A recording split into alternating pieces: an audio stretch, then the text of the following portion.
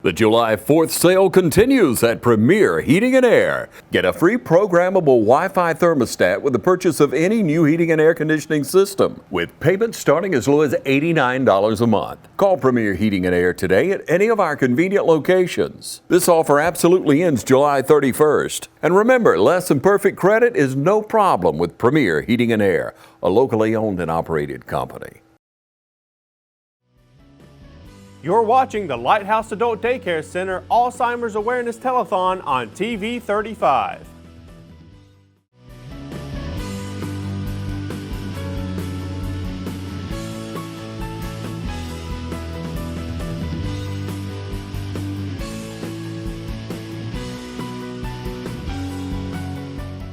Welcome into the studios today, everyone. Dr. Dennis Taylor. You'll recognize him from our community for many years.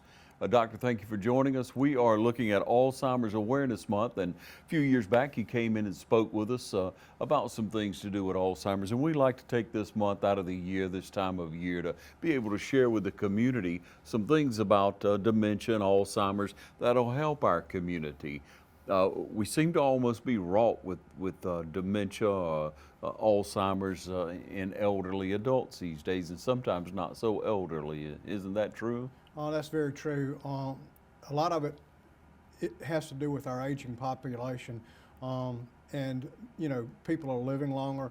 We're seeing dementia form, sometimes in early age, but prominently is more of a elderly disease.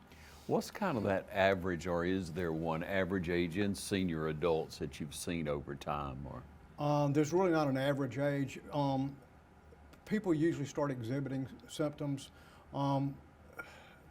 somewhere around 70 or so is usually the guideline for that. Yeah. What we call early onset dementia, which is more specific for younger people, it has to occur before age 50 for that to be like that. Yeah. What are some of the initial signs that you see? Well, sometimes it's hard to pick up on. As we all get older, we all get a little bit more forgetful. Yes. But usually, what families see in a patient is that that they're even more forgetful, and usually is things that have been more recent. With dementia, the long-term memories are there for a longer period of time, and they persist longer. And people have more of a problem forming the short-term memories, just the basic things. And what I did today? Sometimes it's what I did today. Sometimes it's what I had for breakfast. Sometimes it's where did I lay this and I can't find it. Are there some signs other than just the memory, such as possibly bodily function or appetite or any other issues that may come along on the onset to look for? Not really. It's usually more memory related, Yeah. and it usually involves what we call higher functioning cognitive abilities. Mm-hmm. And so when we look at life, doctor, there are different doctors that we see throughout life as a rule. We'll see a pediatrician, up until whatever age, 16, 15, maybe 18, whatever. Then you have maybe a general doctor that you'll see for, the middle ages, 20 to maybe 60, 55 or 60, whatever, 65. And then I guess you need to move on into some type of geriatric doctor. A lot of times the family practitioners, internists, they provide care for people that are fairly elderly, but sometimes geriatricians come in when more specialized type care. A lot of people live a long time and are very healthy and do very well, and then there are other people who over time develop chronic medical problems and require a little bit more attention. And sometimes a geriatrician like that can take more time and focus more on what more end of life care issues that happen like that. Yeah, and many times a geriatrician will be able to maybe pinpoint possibly an issue and help them overcome some of the issues, maybe not with dementia, but with other issues. With other issues and all. And they can also make recommendations for home environment, you know, home safety, things like that sometimes that other, you know, primary care physicians, you know, sometimes just don't really have the time to focus on. Yeah. And doctor, so right now, doctor, you see patients in nursing homes and assisted living homes, is that That's correct? correct. I do long-term care. Yeah. What's that like for you, doctor? I mean, you have to have a love for senior adults if that's who you've always serviced. That's who your discipline's toward. I find it very rewarding. I feel like that there's a great need to provide care for people at, you know, in their elderly age and more towards the end of life and all. Yeah. And there are a lot of issues that are different at that time that you have to more focus on. And it's just been something that I've been drawn to, and I feel like that God has called me to do that. Yeah, that's wonderful, really. That compassion that has to go into that, seeing that person, because, you know, we all know we have a limited number of days, but until you kind of get on the short road, so to speak, you don't feel it as much. You don't think about it as much. Well, that's right. You really don't think about it as much. But some of these patients, you know, because of their impairments, sometimes physical more than cognitive, I've been fortunate to provide care for them for a significant period of time, and you kind of fall in love with some of them over time. You know, you get real close to them, and it's difficult when they pass on. Yeah. Are you strictly in Lawrence County? Do you travel outside? I travel outside of Lawrence County. I do several nursing homes that in the adjoining counties. Mm-hmm. About how many patients would you think you see maybe in a month or quarter? Hard to say. It's hard to say. I take care. I see all my patients in my nursing homes at least once a month. Okay.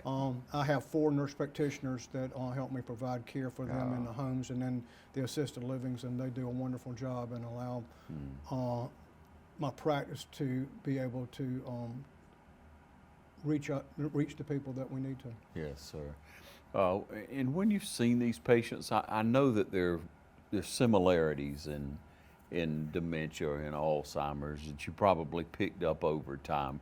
Could we just talk about some of those and some ways to kind of deal with that? You know, because I'm sure communication gets a little tougher, and you know, maybe getting them to eat can get a little tougher. But what are some of the things that you see, some things that you've noticed over time that are very similar in most dementia cases? Well, some of the early things that I see in patients with dementia are they have a lack of, you know, social skills and graces, for, you know, lack of a better term. A lot of them, they start lacking in their personal care, not bathing properly, you know, just their general appearance, and then often they'll get combative with people over just, you know, minor issues that we would think, well, why are they so upset? But it's because of their cognitive function, and they're not able to process everything properly, and you see a lot of, you know, conflict over that sometimes. Yeah, frustrated with it.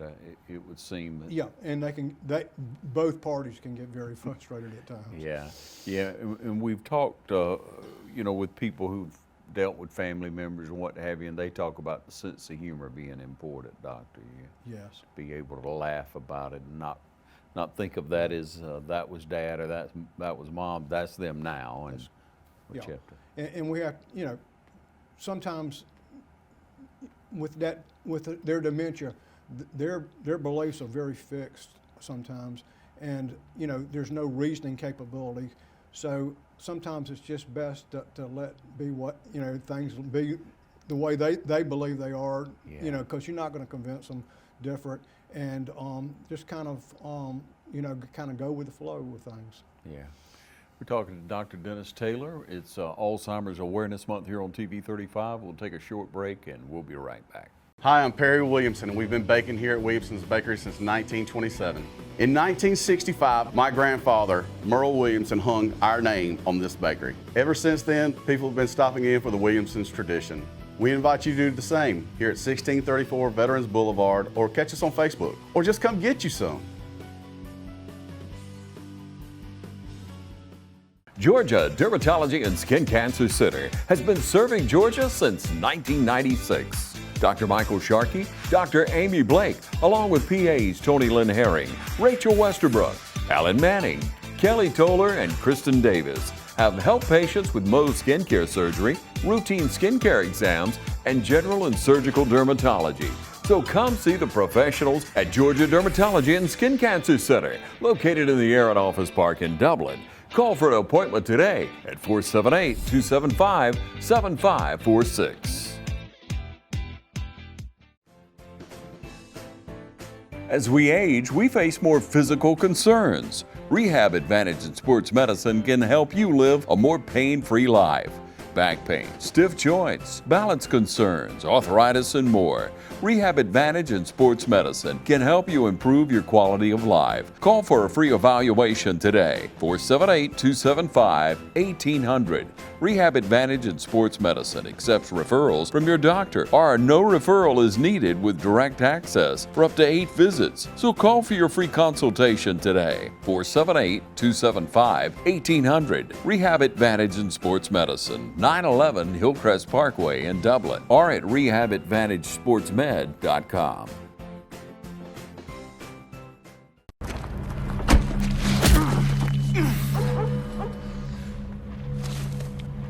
He wants to talk. Are those Toyo tires? Man, I love Toyo tires.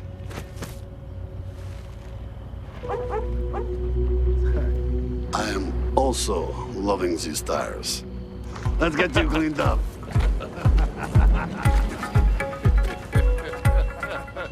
Count on the best. Choose Lakes Alignment, located just off Central Drive at East Dublin. Call 272-4230. To so many of you who count on us for your prescription medication needs, I'd like to thank you for your years of trust. To those who've yet to choose Tomlinson Pharmacy and Medical Park Pharmacy, I invite you to stop by and discover what makes us different. Medical Park Pharmacy is your family's one-stop destination for their prescription, health, and wellness needs. Our staff greets you with a smile and provides a level of customer care and expert service that truly sets us apart. Realizing your time is valuable, we'll always strive to have your prescriptions filled in minutes, not hours. Have a concern about a new medication? Our pharmacists are available to discuss the instructions and precautions. In addition, Medical Park Pharmacy also stocks a wide array of over-the-counter medications and medical supplies. With the drive-through window, free delivery within city limits, and refills through our phone IVR website or mobile phone app, staying healthy has never been so convenient. At Medical Park Pharmacy, local owners Wendell and Wendy Smith provide hands-on service to ensure your satisfaction. We care about earning your business and strive to make you a regular customer. Come experience a difference. Visit Medical Park Pharmacy today. Well, doctor, when we look at the cases in home, and a lot of people try to take care of a loved one in the home for so long with the dementia, Alzheimer's, it's quite tough. But it's very admirable for someone to want to take care of a loved one in their home. But there are probably certain things that they need to be aware of going in. Could you share some of those? Yes, you know, you want to be aware of the person's safety, because these people, the patients, they have a lack of safety awareness, and sometimes they think they can do things that they can't. A lot of them, you know, lose ability to walk, you know, without assistance, and because of their memory impairment, they forget that they're supposed to use their walker or a cane to get along. And so it's kind of important to make sure that they have the assistive devices that they need, that the home is uncluttered, that they have a safe environment to be in. And unfortunately, a lot of times as their dementia progresses, they start to wander. And you have to worry about, you know, them wandering off, even, you know, especially at night, but during the day also. And that can be, create a difficult situation there. Yeah. And then, as things progress, just providing personal care for that patient, because, sometimes we think, oh, they've taken care of that, but they really haven't. On that note, is it a good idea to deadbolt or lock doors inside? I've always wondered that. Is that necessarily the safest thing, or is it? Well, obviously you want a safe environment from a fire standpoint in that, but it's having a controlled environment for them, and sometimes it requires deadbolts on outside doors like that to provide safety for them. Constant monitoring almost, Correct. doesn't it? Yeah. And when we look at the situation of someone, there's no average. You said there's some people can live for 2 years, some people can live for 20 years with it possibly. Correct. It varies from patient to patient, and a lot of it has to do with some of their other, what I call comorbidities, which is other medical illnesses, whether they have diabetes, heart disease, heart failure. It's according to other factors into that with their dementia. Yeah. Doctor, I notice you're in pretty good shape. You're not overweight in any way. It's very important to take care of yourself, isn't it? It is. People say, well, what can I do to avoid dementia? And what I usually tell people is just, try to stay as physically fit as you can. Take care, take care of the medical problems that you have. Just don't, try to take proper care of them, and also to try to stay socially engaged as much as possible, and try to, keep intellectually, activities, because the more, my idea is the more you stimulate the mind, the more it works, the better it's going to be. The more you stimulate the mind, the better it works, the better you're going to be. I like that, Doctor. And it's so true. They've said for years the crossword puzzles or, Sudoku, whatever it is, the different puzzles you could do. But reading a good book, and in this day and time, being able to pull up a challenging video of some kind, a speaker of some intellect, and listening to that, I would think that would apply as well. Yeah, any type of stimulation like that, where you're having to process thoughts and develop opinions and work on things. Any type of activity like that is, helps your mind and it keeps it sharp. Yeah. We've heard of people on the opportunity to better themselves and to ensure not falling into any type of hereditary issue of dementia, what have you, learn to play a piano later in life, or a musical instrument, or start doing woodworking things. There's something to be said for that as well, Doctor. Correct. Yeah. So, Doctor, as we look across our community, do you see that the issue of dementia, Alzheimer's, do you see it as something that's getting a little worse, or is it about the same? I think it's about the same.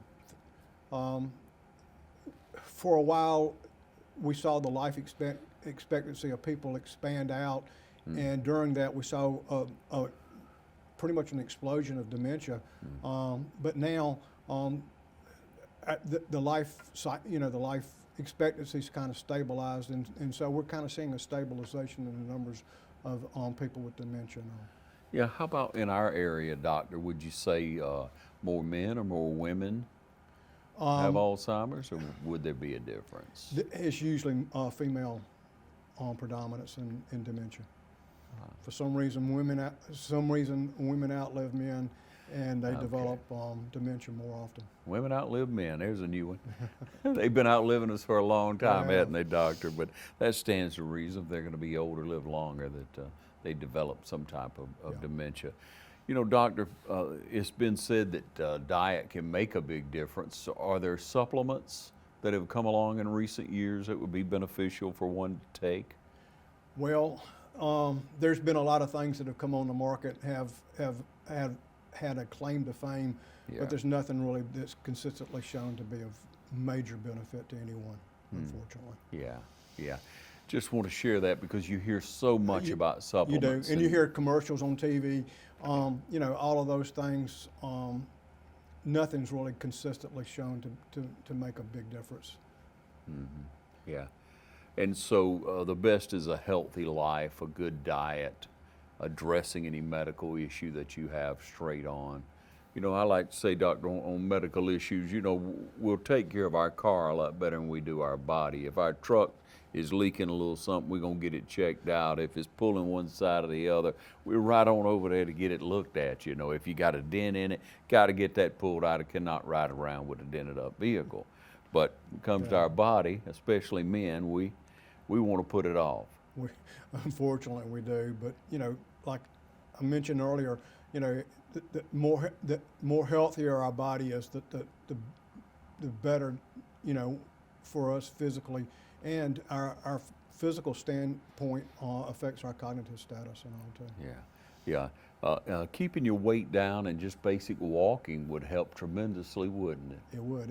Any type of exercise, weight monitoring, you know, controlling pre-existing conditions, and just trying to stay as active as you can.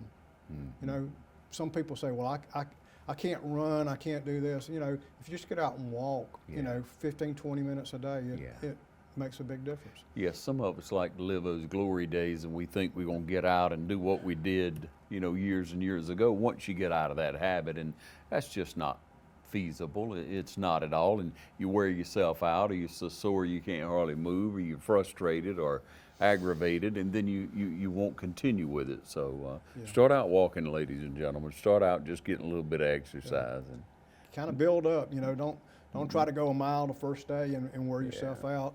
You know, just start and build up, and you'd be surprised over time you can build up a pretty good endurance. Yeah, it seems like people are much more active at this time because of, I guess, the coronavirus and people staying at home a lot more, especially, you know, people who are retired.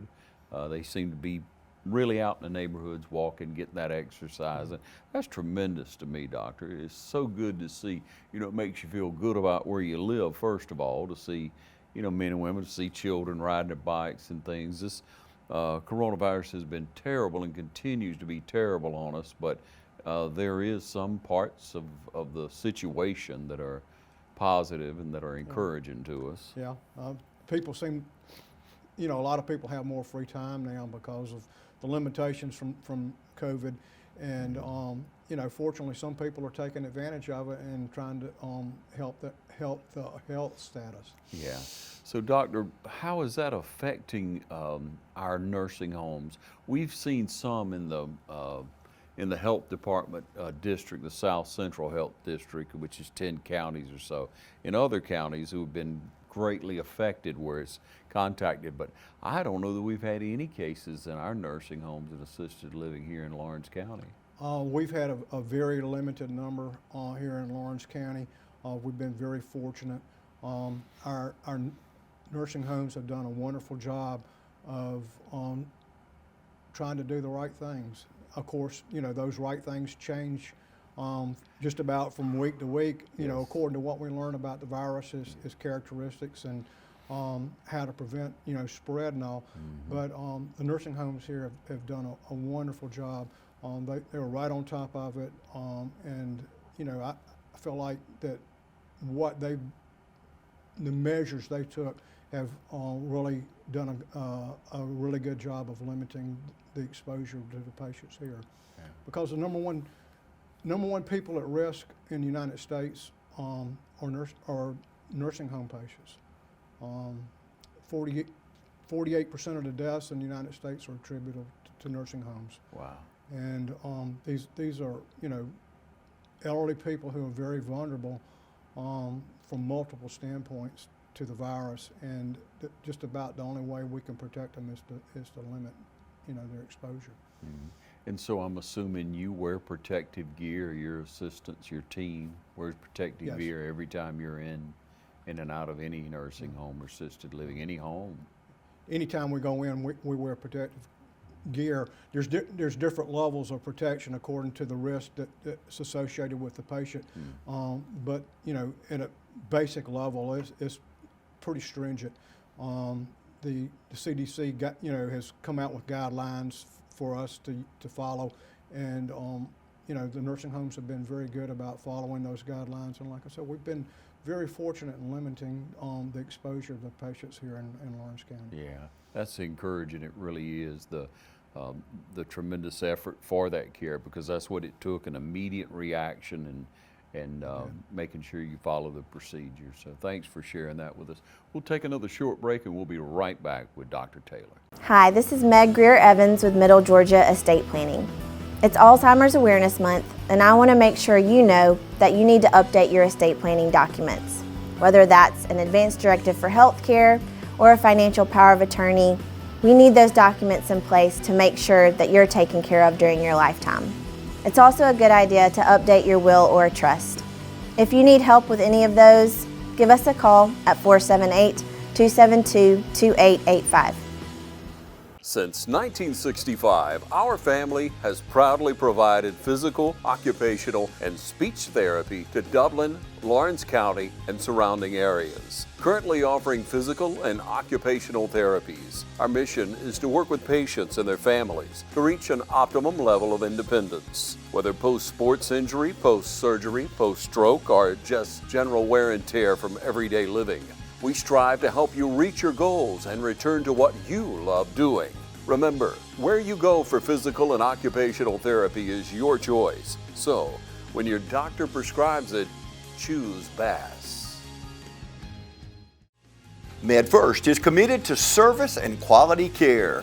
Located on Hillcrest Parkway near Fairview Park Hospital, we're built on the philosophy of continually providing new and effective services to meet the healthcare needs of the communities we serve. We have a complete inventory of all the latest in-home medical equipment and appliances. Also, the latest technology in seat lift chairs is displayed in one of the largest medical showrooms anywhere. MedFirst has become a leader in sleep therapy services in the Middle Georgia area, as well as home respiratory services. We have staff on call to help you at any time, day or night. So call us today at 478-274-1900 or come by and see us at 1204 Hillcrest Parkway. Daniels Taylor Law would like to congratulate attorney Trey Taylor on the appointment to the Superior Court Judge in the Dublin Judicial Circuit. Congratulations, Trey, and we would like to invite you to continue to call on Daniels Taylor Law at 1006 Bellevue Avenue, or call us at 478-227-7331. Daniels Taylor Law, Dublin. It's that time of year, time to fire up the grill, relax, and have some fun. Whether you're a grill master or a wannabe, the Big Green Egg will change the way you think about cooking. Georgia Pools has a large selection from which to choose. They carry a wide variety of accessories too, from charcoal, starters, to grilling tools, seasonings, and sauces. Get your own Big Green Egg cooking system for as low as $58.83 per month. And while you're waiting on that perfect steak to cook, relax in your very own Pawleys Island hammock. What better way to spend the summer days ahead? When you're thinking of grilling and chilling, think Georgia Pools, located at 1201 Hillcrest Parkway in Dublin. Call Georgia Pools at 275-3607. Okay, well, Dr. Taylor, as we look across our community, you know, we live in a great community. Did you grow up here? I did not. I grew up in Waynesboro, Georgia, but you know, Lawrence County and Dublin's home. I've been here over 30 years. So, raised my kids here, and we still live here. That's why I thought you. Yes. You have a wonderful family. Have a lot to be proud of, Doctor. You really do, and you have that servant's heart. You know, we all have to make a living. It's charged to us to do that. You know, we want to have enough to get there on, so to speak. But you know, to choose something that you are so compassionate about and giving to senior adults. How about support groups in our area? Are you familiar with some of the support groups for Alzheimer's? I know that Alzheimer's Association has worked, but with the virus, it's very limited, isn't it, as to who can meet? You know, a lot of things have changed in our society since COVID has hit, and very quickly. And we're still, you know, trying to adjust to, you know, to what we can do, what we can't do, and try to find newer ways and better ways of doing the things that we can't do. You know, there's a lot of resources available. You know, you can go online. The Alzheimer's Association has, you know, a lot of information online. And even though the activities that normally occur with, you know, the different support groups and all, that's become somewhat limited because of COVID. But there's, you know, they're trying to figure out ways to get things done that we just, you know, used to take for granted, I guess, or be able to do it at leisure. But so the support is there online, ladies and gentlemen. You can get in touch with someone to get the help. Of course, you know, communicating with your loved one in that nursing home, how has that changed? Well, unfortunately, the CDC's recommendations at this time is that there's no visitation in the homes. But we've gotten kind of innovative. At first, they were doing Zoom and you know, Facebook, and, you know, everything. And now we're having where the nursing home staff take the patient, you know, where the family can see them, have to remain physically separated, you know, a safe distance.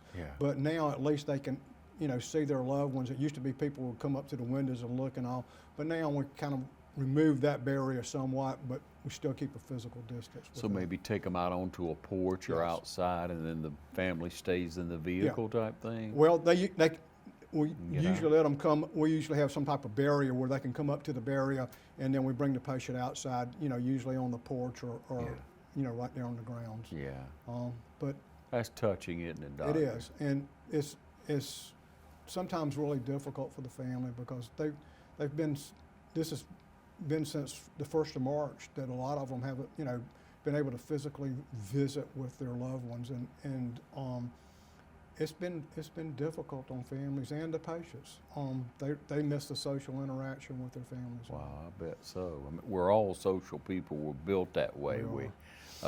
And people that don't really like people now. I've heard that said a few times, and it is true. You know, you see people, if they do get to engage in a conversation at social distance, they really seem to enjoy that moment, to be able to share with each other. So if you have a loved one, if you know of someone in the nursing homes, whatever the state of mind, whatever they are, even, you know, dementia, you want to see your loved ones. You want to be there for them, and you always hate to turn loose that loved one. It has to be tough, Doctor, to walk that walk.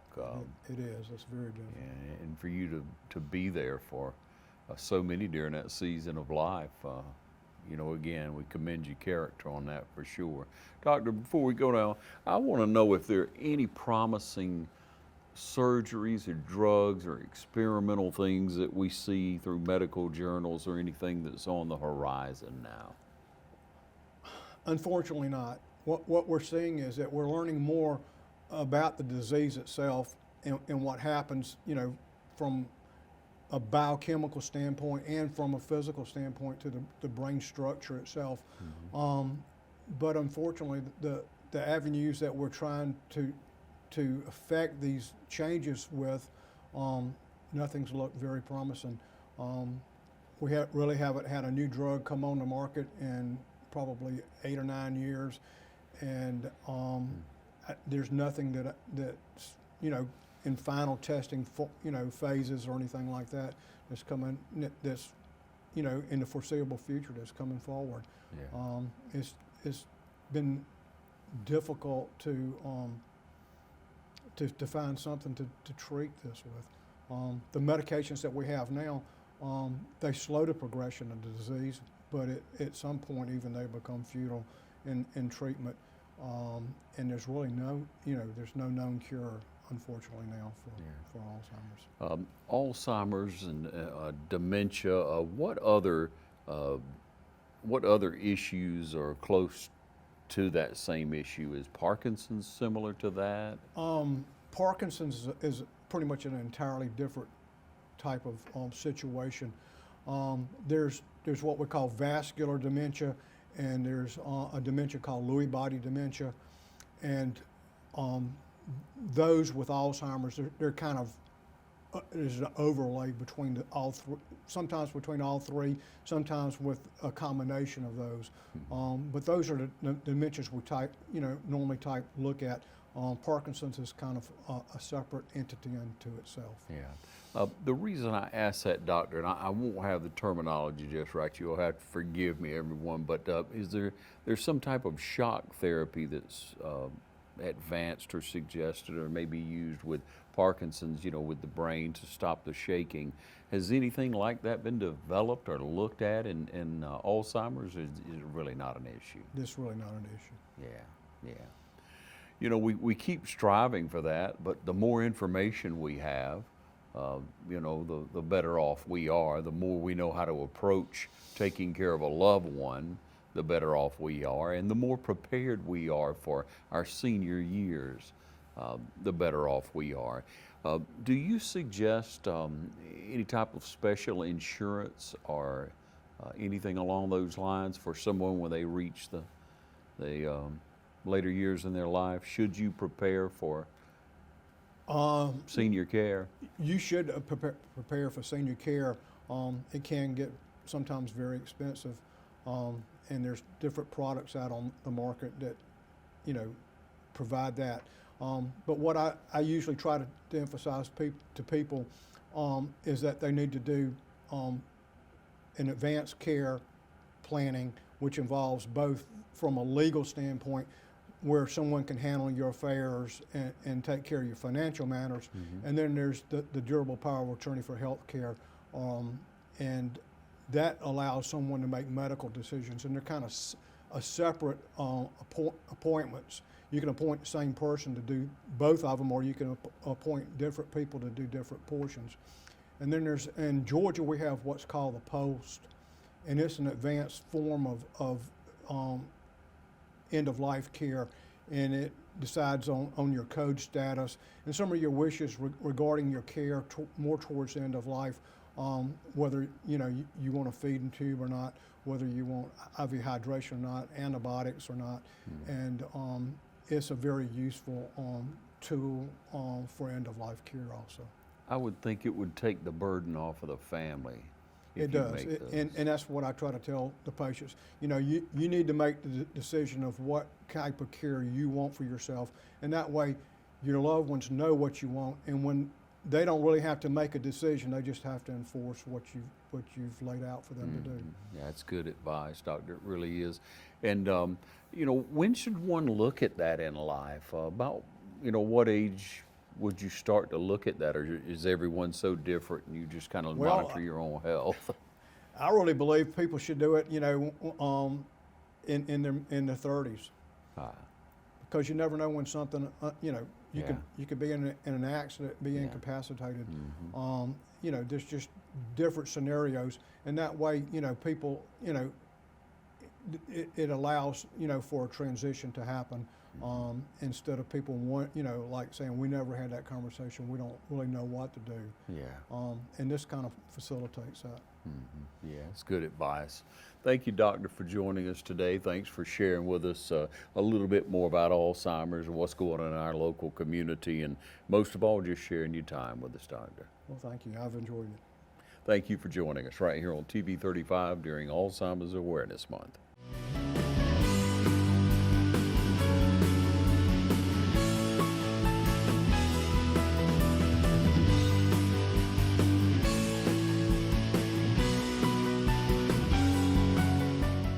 Hello, I'm Joy Shepherd. I'm the administrator of Dublin Health and Rehab.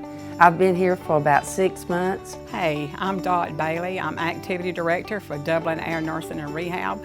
I've been here for a short time, but I'd just like to say we have a super great activity department. If you'd like to volunteer, we have several churches in our community that help us out a lot. And if you'd like to be a part of that, please come out and give us a call or come out and visit, and we'd be glad for you to participate in activities. My name's Laura Mullis. I've been with Dublin Air for 10 years. I work with Dr. Dennis Taylor. We manage our patients together here at Dublin Air. We do admissions for skilled care, and we do chronic care management for our long-term residents. He's been a medical director here for a long time, and we're in the facility at least 3 to 5 days a week. for clinical management for acute illness and chronic illness and any problems that they have here. His mother, Dr. Taylor's mother, also was here, and my father-in-law is now here too. It's a facility that is a family, not only with work, but also with taking care of our loved ones. If you have any questions, you could always give us a call at Dublin Air. Hi, my name is Linda Bailey, and I work here at Dublin Air Healthcare and Rehab, and I work in the social service department, and I have been an employee here for the past 5 years. I would like to take this opportunity to invite you to come and take a tour of our facility if you are seeking placement for yourself or a family member. We have an excellent therapy department as well as excellent doctors and nursing staff. If you are interested in taking a tour, you do not have to have an appointment.